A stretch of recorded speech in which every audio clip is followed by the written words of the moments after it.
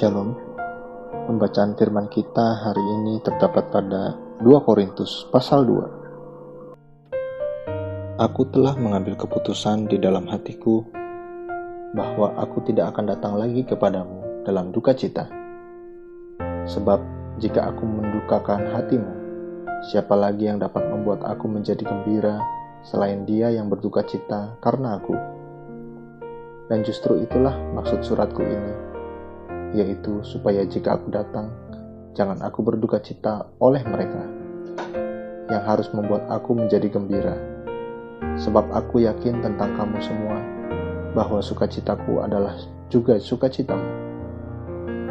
Aku menulis kepada kamu dengan hati yang sangat cemas dan sesak, dan dengan mencucurkan banyak air mata, bukan supaya kamu bersedih hati, tetapi supaya kamu tahu betapa besarnya kasihku kepada kamu semua. Harus diampuni orang yang bersalah.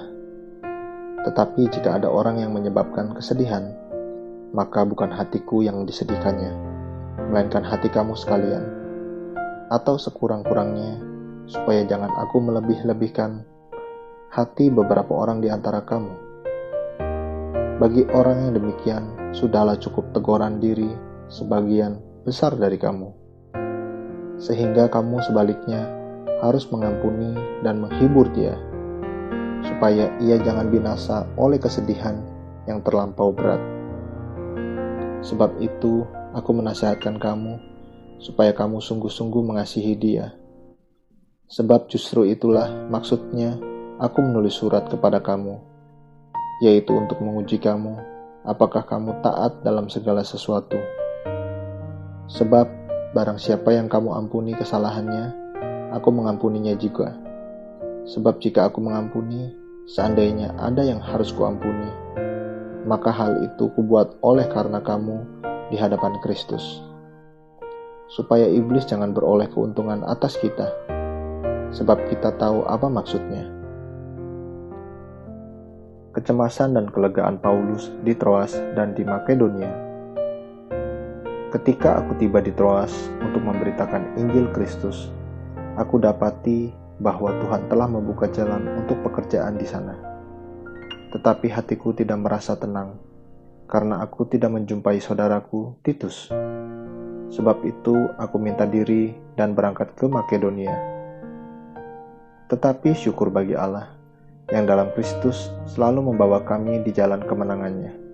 Dengan perantaraan kami, Ia menyebarkan keharuman pengenalan akan Dia di mana-mana.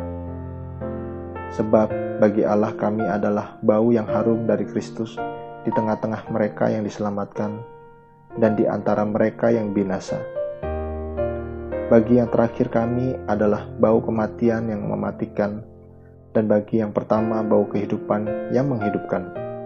Tetapi siapakah yang sanggup menunaikan tugas yang demikian?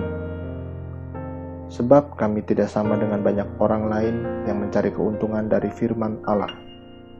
Sebaliknya dalam Kristus, kami berbicara sebagaimana mestinya dengan maksud-maksud murni atas perintah Allah dan di hadapannya.